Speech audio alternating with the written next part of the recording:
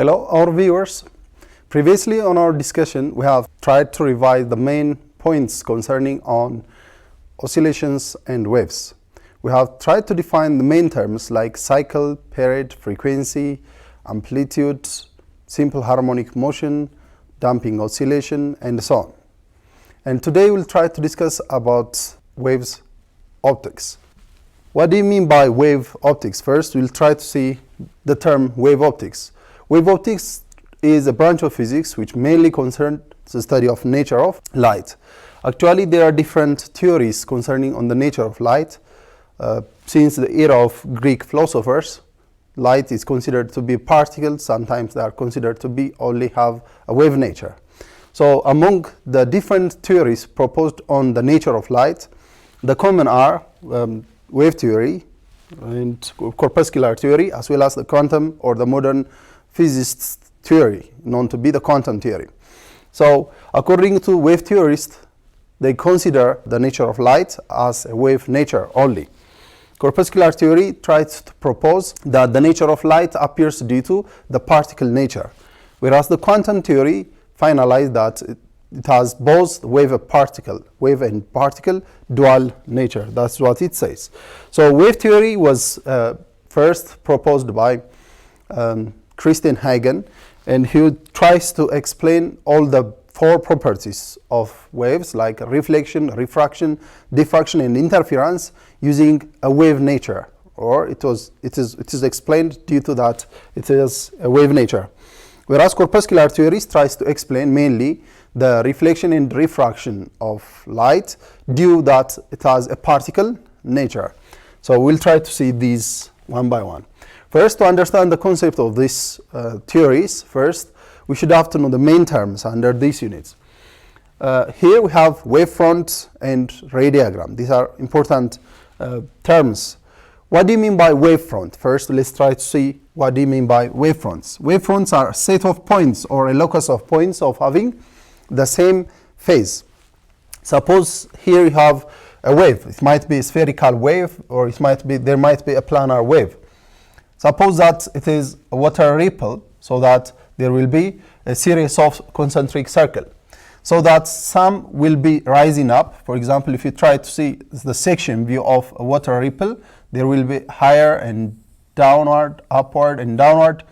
The upper point is known to be the crests, whereas the down part is known to be the trough. So it's possible to observe it from top view, so that this might be the crest, this might be the trough, this might be the crest, and the broken line represents the trough. So these points are set of points of having the same phase, because all those points are found on the crest. All those points are found on the trough. These points are all found on the crest, whereas these ones are found on the trough. Therefore, wavefronts are set of points or locus of points tries to represent particles or having the same waves, having the same phase. This is known to be wavefronts. So there can be a spherical wavefront, or there can be a planar wavefront. For example, here you have a plane, so that this might be the particles found on the crest, whereas this one are the particles found on the trough. So that crest, trough, and so on. So these are known to be wavefronts, a set of points of having the same phase. Whereas ray diagram is a diagram used to represent the direction of a wave. In which direction does this wave propagates? Does it propagate to the left, to the right? So that it is represented using a ray diagram. In this case, suppose that the ray is acting on this direction to the right, so that this wave is propagating to the right. And here we have a spherical wavefront, so that we can have a ray diagram. And one thing, very important thing, is ray diagram and wavefront has mutually perpendicular, so that this is the wavefront and ray diagram are perpendicular to each other. The same is true. For example, here you have a spherical wavefront. At the point of contact, there is a point of tangency, so that the tangent line and the ray has a perpendicular to each other. Therefore, generally, we can say that wavefronts and ray diagram are mutually perpendicular to one another. And the other point is the distance between two consecutive wavefront, for example, from crest to crest, is known to be wavelengths, or it's possible to take from trough to trough is known to be wavelengths. We know that wavelengths is the minimum distance between two corresponding points of consecutive waves. So that you should have to recall these points. So these are the main terms, wavefront and ray diagram. Now let's try to see those theories. The first theory is wavefront. Wavefront was proposed by a Dutch physicist known to be Christian Huygens. So Christian Huygens proposed that the nature of light, like reflection, refraction, diffraction and interference, is due that it has a wave nature. Actually, while he was alive, he was trying to explain about reflection and refraction, but the other one, diffraction, interference and so on, was proposed by the wave theory supporters like Thomas Young, Augustin Fresnel and so on. Therefore, we'll try to see this theory. So Huygens proposed principles, and this principle is known to be Huygens principle, and this principle is very important to explain how does a light propagates, and it is very important to apply and prove the law of reflection, refraction and so on. What is the Huygens principle states? There are two statements of Huygens principle. The first statement states that points on the primary wavefronts are the source for the secondary wavelets. Here, wavelets are very small spherical wavefronts. Very small spherical wavefronts are known to be wavelets. Therefore, suppose here you have a primary wavefront. On this wavefront, we have different points of disturbance. We know that waves are formed due to disturbance of particles. So if you take these particles, each particles will produce their own spherical wavefronts, okay? And this particle as well produce its own wavefronts. And at this case, for example, let's take these and these wavelets. Those wavelets here and here, they are going to cancel one another because they are out of phase or anti-phase, so that the only thing left is here. So that there will be another wavefronts produced. Again, points on these wavefronts are the source for the others or secondary wavelets. So the first statement states that points on the primary wavefronts are the source for the secondary wavelets, and the secondary wavelets, those spherical wavelets, are moving with the same wavelength, with the same frequency and speed as that of the primary wavefronts. So the primary wavefronts and the wavelets, the secondary wavelets, have the same frequency. So that keep in your mind, and it's very important law to prove the law of reflection, refraction and so on. Here, let's try to see some of the properties of waves: reflection, refraction, diffraction and interference, as we have previously discussed under oscillation and waves. The common properties, these are the common properties of all waves. Light as a wave has reflection, refraction and diffraction, as well as interference. So reflection means the rebouncing of light from a given boundary. There might be a source. From that source, here you might be having a source, it might be sunlight. From that, here you have a mirror or any obstacle, so that it might be rebounce. This is a regular reflection, whereas this one is irregular or diffuse reflection. So whatever, there is a source and there is a boundary.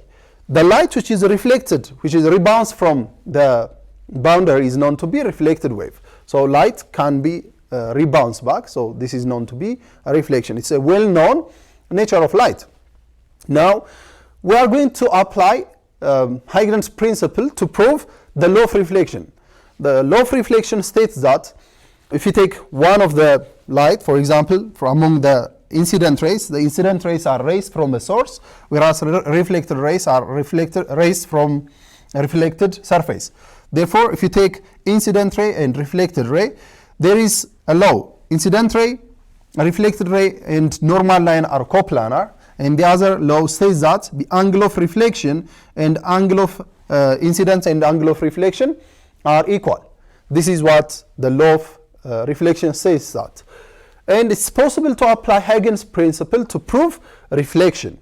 So it's a mathematical approach that we are going to follow using a similarity of triangle. It's possible to apply and prove that Huygens principle obeys the law of reflection. Okay, it's possible, and you can find it in your physics textbook. So it's possible to use a mathematical approach, similarity of triangle and congruency of triangles. And the other property of light is refraction.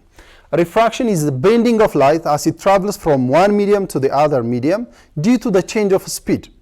For example, here you might see a glass and here you have a straw.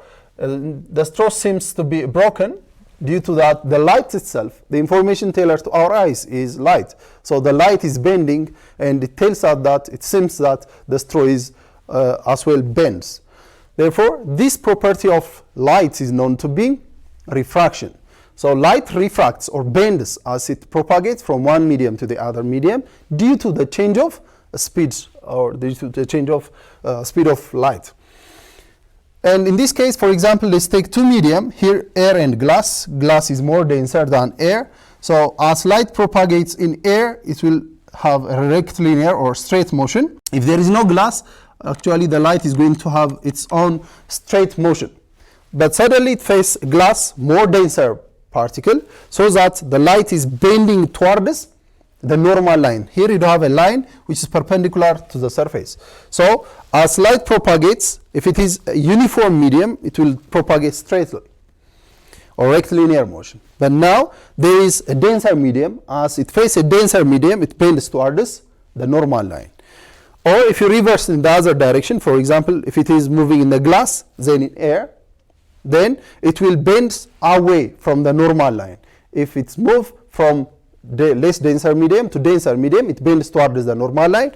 As it moves from denser to less denser medium, it bends away from the normal line. This is the property of light. And we do have a law of refraction. As previously we mentioned that there is a law of reflection, so that the angle of incidence and angle of reflection are equal. But here we have also another law known to be the law of refraction. In this case, for example, if you take this incident ray and forms like this, if it is a uniform medium, it will propagate rectilinear motion. But it faces a more denser medium, so that it bends towards the normal line, and the angle here, the angle of incidence from the normal line, is relatively larger. Theta 1 is greater than theta 2. Why? Because it bends towards the normal line.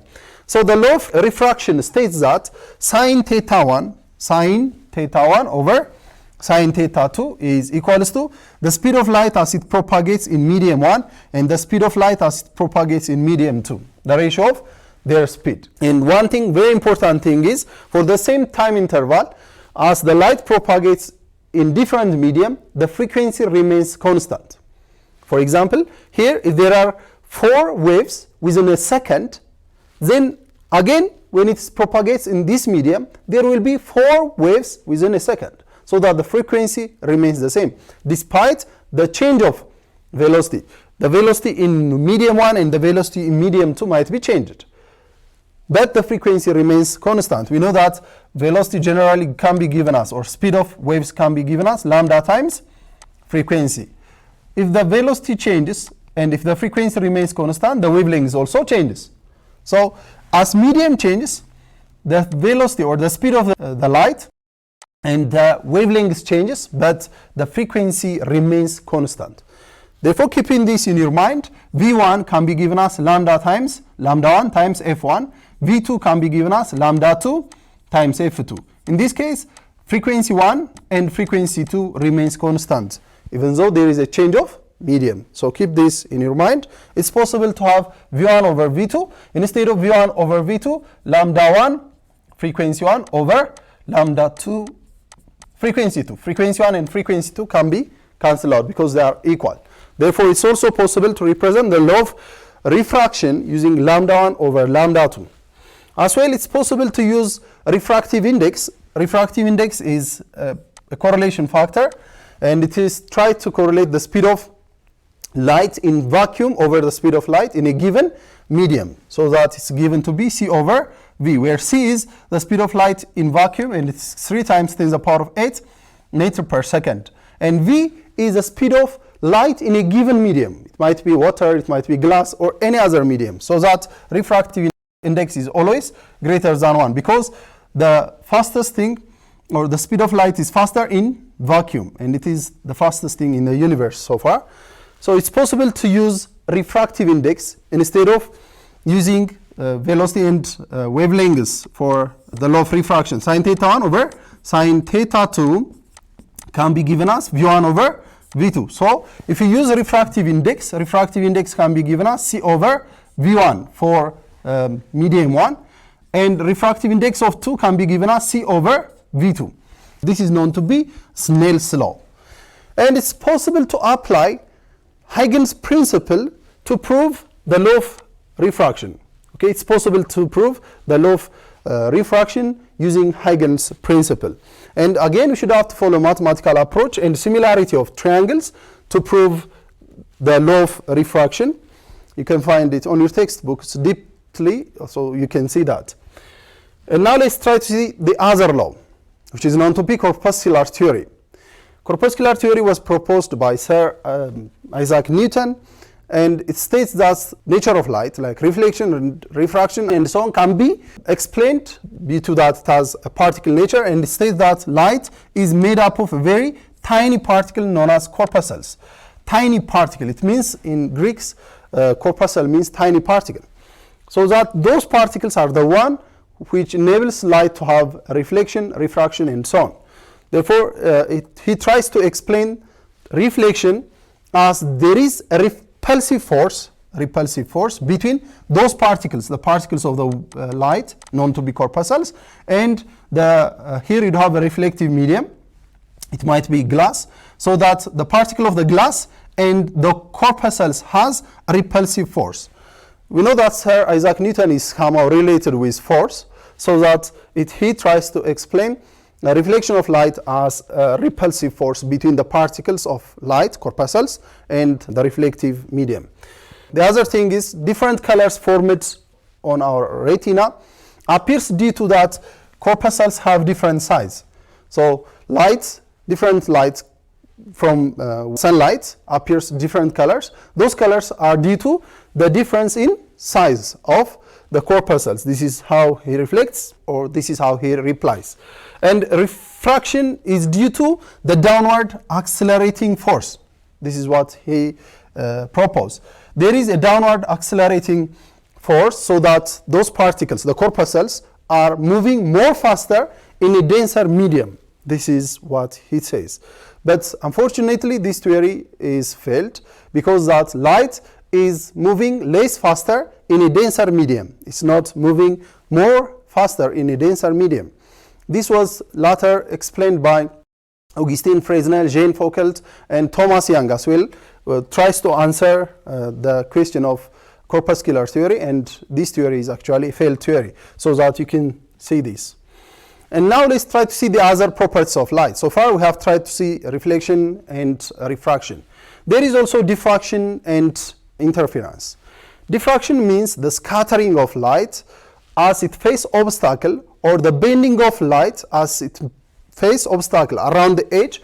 There is a tendency or a property of light to bend around an edge, or any waves. Okay, actually not only for light, but it's very clearly possible to see that sound wave or any other wave can bend around a given obstacle. Here you can have a gap. For example, you can have a planar wavefront. As you face a gap here, there will be a scattering of light. This scattering of light is known to be diffraction. We call it to be diffraction.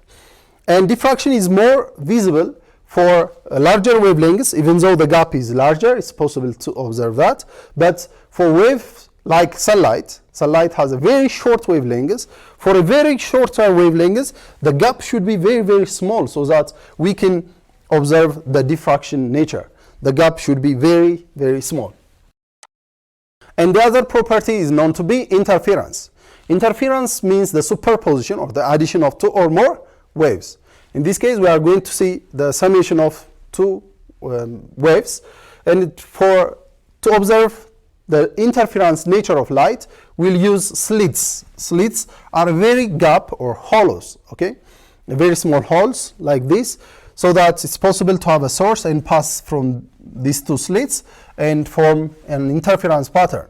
Actually, we do have different slits. There can be single slit, double slit, triple, or multiple or gratings, so that it's possible to eliminate light and observe the interference pattern. As we have discussed previously, there can be constructive and destructive interference. As we have discussed in waves, two waves can be constructively interfere if they are in phase, or they might be destructively interfere if they are out of phase or anti-phase. In this case, let's take a double slit interference. For example, if you have a source from here, it's possible to cast those light and allow it to pass through two slits.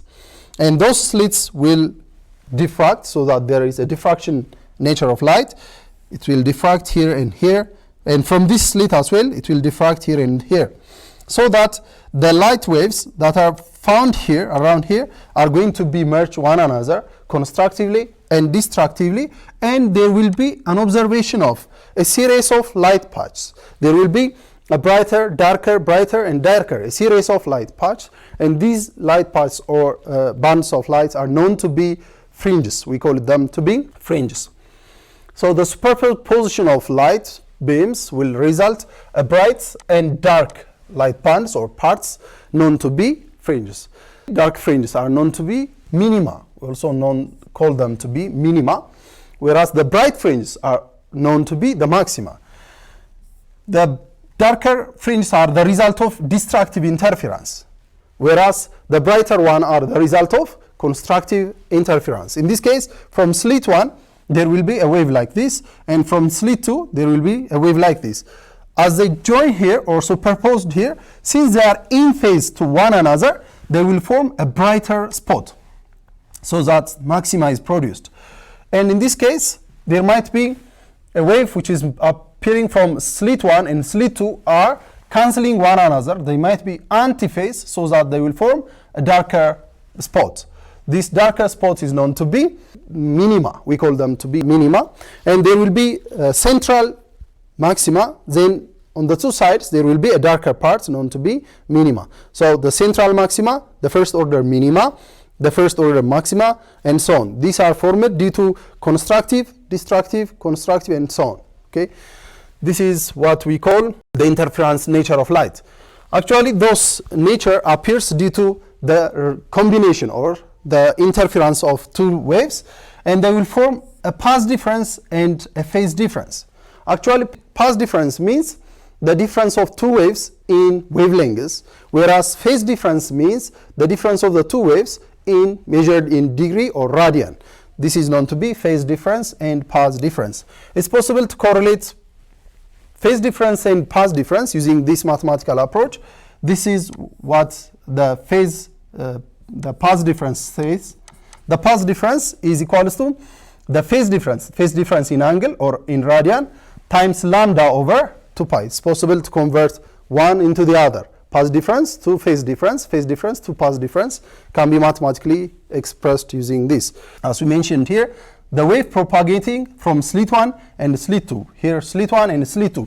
The difference of the two rays, if the difference of the two rays is m times lambda, meaning the integral multiple of wavelengths, there will be a brighter spot or maxima is formed. Whereas if the difference of the two or the path difference is the odd multiplication, meaning 2m plus 1 lambda over 2. Okay, half of the wavelengths. If you have m is to be 0, you can have lambda over 2. M is 1. You can have 3 times lambda over 2, 5 times lambda over 2, and so on. In such case, it's possible to have a darker spot or minima. So far we have seen the interference pattern of double slit. It's also possible to observe interference pattern of a single slit, and a single slit forms central maxima which width is larger or twice as that of first order maxima. For example, the distance of the first order maxima is a and width of the central maxima is b. It's possible to correlate b as twice of a. Twice of the width of the first order maxima can be expressed twice as that of the first order maxima.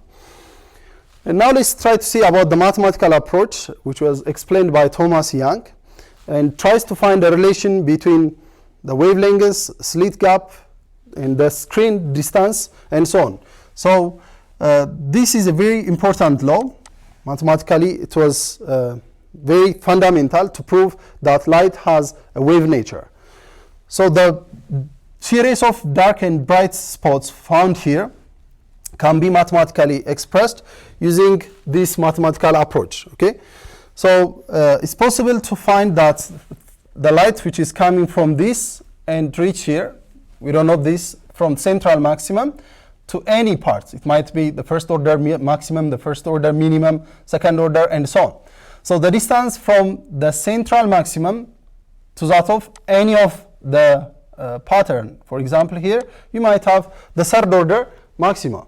Therefore, the distance from this to this is the difference, the path difference formed change in x, meaning S2 minus S1. It's possible to find this and propagate straight line so that you can find a mathematical relation, theta here. So sine theta can be expressed as the path difference between the two waves. As we have said that the path difference is integral multiple of lambda, there will be a maxima. And if it is odd multiplication of lambda over 2, there will be a minima. So that the difference, change in x, it's possible to say that sine theta is change in x over the distance between the two slits is known to be a slit gap. We call it to be slit gap, or we can represent it using S. And the other thing is it's possible to project and form an angle theta so that tan theta is opposite over adjacent. The opposite one is the distance between the central maxima to any order, maxima or minima. And so that y over tan theta, when you express tan theta here, tan theta, say that y over d, where d is the distance between the double slit, and here you do have a screen. So that's possible to have a mathematical approach. This is the general expression, y is equals to change in x d over s. But as change in x is m times lambda d over s, it is for maxima or bright fringe. Whereas as change in x is the odd multiplication of lambda over 2, it's possible to have for minima m plus 1 over 2 lambda d over s. It's possible to have such a mathematical approach. Y is always, remember that, the distance between the central maxima to any order of the maxima or minima. This is known to be Young's double slit experiment. And Young's double slit experiment, for his experiment, he used source. Here there is a color filter, single slit, double slit, as well as a screen. Thomas Young used color filter to filter out only a single wavelength. It's known to be monochromatic light. So produce a monochromatic light, Thomas Young used color filter. He used single slits so that there will be a sustainable wave pattern formed on the screen. He used a single slit. Then he used double slit to propagate and form an interference pattern. Then he used a screen. Actually, nowadays, it's possible to use laser for propagating those and form a coherent wave forms. And coherent source can be expressed as, coherent means the same type. There should be the same type of waves are interfering one another. The wave from this and this should be the same type. If it is light wave, this should be light wave. Sound wave and light wave cannot be interfered. So there should be a coherent source, and this is known to be the same type, and maintain a constant wave pattern or phase relation, so that there should be a monochromatic, unless there will be a different wave pattern and the phase relations are not going to be constant. Therefore, we mean coherent means the same type and there should be a constant wave front. And now let's try to see about a thin film interference pattern. So far we have tried to investigate about the nature of light, reflection, refraction, diffraction, and interference. Among one of the natural phenomena of the result of interference, one is in colorful phenomena known to be thin film interference. And thin film interference is a colorful phenomenon formed on splashed oil, soap bubble, and so on. As well as on rainbow, we can see this colorful phenomenon. And it is all the result of the interference of light from the two layers of the thin film. Okay, here you can have the thin film, might be soap bubble. The soap bubble has the higher layer and the lower layer. The reflection of the two lights, for example, here you have a source. As this light source cast on the upper surface. Some of it might be reflected and some of it might be refracted and face the lower boundary. As well, it will be reflected back and as well refract. So the combination or the interference of these two rays, the rays which are reflected from the upper boundary and the lower boundary, will form the colorful phenomenon. This colorful phenomenon is known to be the thin film interference. And the thin film interference mathematically can be expressed, and one very important thing you should have to know is, as light is reflected from the upper boundary, for example here, the upper boundary has higher refractive. As light moves in air, its refractive index is like 1. And let's say that this is water, might be the refractive index of water 1.33. So it faces higher refractive index or higher refractive surface. As light reflected from higher refractive surface, there will be a 180 degree phase shift or phase change. Between the incident and reflected wave, there will be 180 degree phase shift, whereas as it is reflected from less boundary surface, it will be in phase. Okay, there will be no change if it is reflected from less boundary surface. So the combination of these two rays, reflected from upper boundary and lower boundary, will form a colorful phenomenon. And there will be a constructive and destructive interference pattern. The constructive interference pattern means that you can find the colors on each spectrum, whereas the destructive interference means among the spectrum you might miss one or two colors. For example, you might see red, yellow, orange. This might be the first order of spectrum. Again, you might see red, yellow. There will not be orange, for example. If you can't find, for example, let's say red, let's take blue and yellow, let's say. Again, you might find red, there will be yellow. You miss a blue color. If you miss one of the color, it means there will be a destructive interference on that spectrum. If you find the color, it means that there is a constructive interference. So on thin film interference, destructive means you miss some colors. So keep in your mind that, and it's possible to have a mathematical expression 2nt is equals to m plus 1 over 2 lambda for constructive interference, whereas 2nt is equals to m times lambda for destructive interference. Here, n means the refractive index of the film. The thin film might be made from soap bubble or oil puddles. So that's possible to find the refractive index of that. T is the thickness of the film.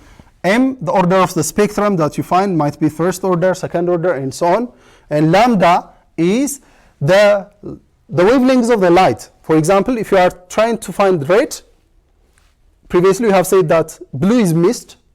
Okay, so the wavelengths of the blue light in air can be given as lambda. Okay, and if you find red, for example, you can find the wavelengths of red in air. So lambda is the wavelengths of a given light in air, and know that n is the refractive index, t is the thickness of the oil.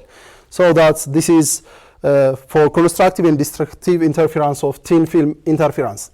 And at last, let's try to see about diffraction grating. Diffraction grating, so far we have tried to see about interference of single slit, double slits, and so on. Now let's try to see about the interference of multiple slits. Okay, as multiple slits are grooved on a single object, it's known to be grating. We call it to be grating.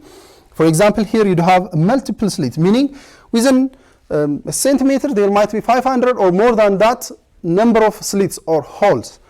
So as light propagates through that slit, it will form an interference pattern. There might be different types of maxima and minima. Actually, it will form principal maxima and subsidiary maxima. For example, this is the interference pattern of single slits. This is the interference pattern of the double slit. As the number of slits are increased, it will form two types of bright maximas. Here, there is a principal maxima, and there is another smaller maxima, known to be subsidiary maxima. And as the number of slits are increasing more and more, there will be a brighter and very thinner principal maxima and a less brighter principal subsidiary maxima. For example, if this is the screen, exactly at the center there might be the wider principal maxima, then there will be a less maximas known to be subsidiary maxima, and there will be again principal maxima, there will be a very thin subsidiary maxima, and so on. This is what it says. As the number of slits are increasing and more, the subsidiary maximas are the intensity is very low and it's going to be very small. So this is how the interference pattern formed in diffraction grating. And there will be a mathematical approach for diffraction grating, and it says that sine theta m is m times lambda over d, where m is the order of spectrum.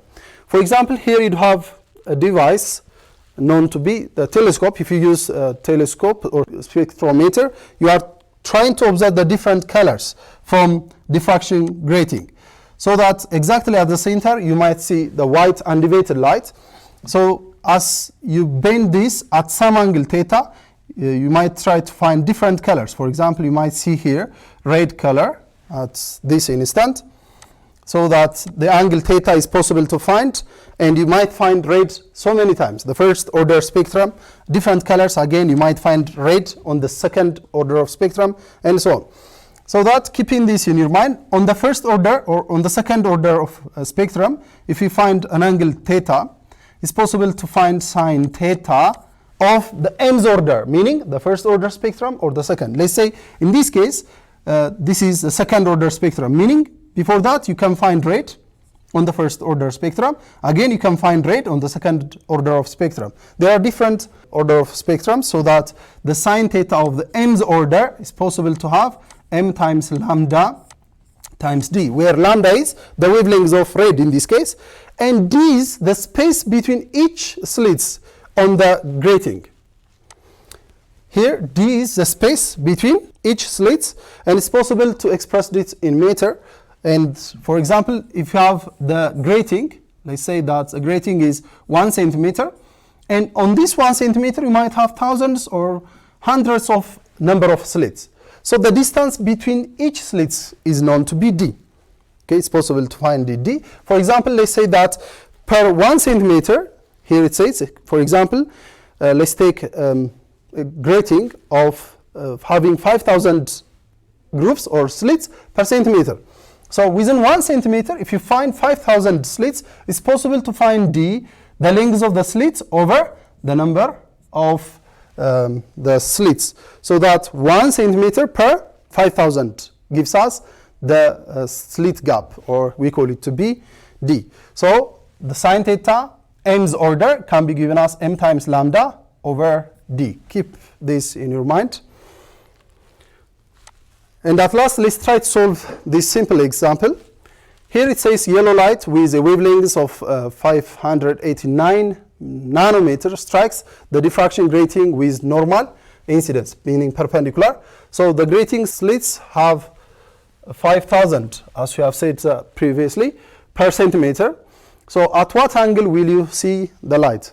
Meaning you can find the order of spectrum to be 1.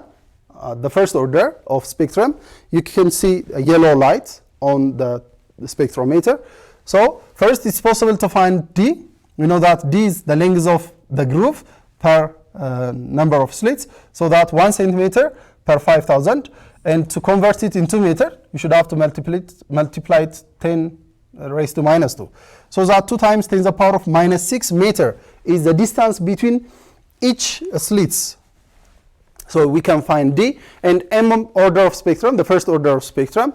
So from previous equation, sine theta 1 can be expressed as m times lambda over d. M is already 1, so that substituting all the value, we can find it to be sine theta 1 to be 0.2945 radian. It is expressed in radian, and you should have to convert it into degree, so that it is 17 degree.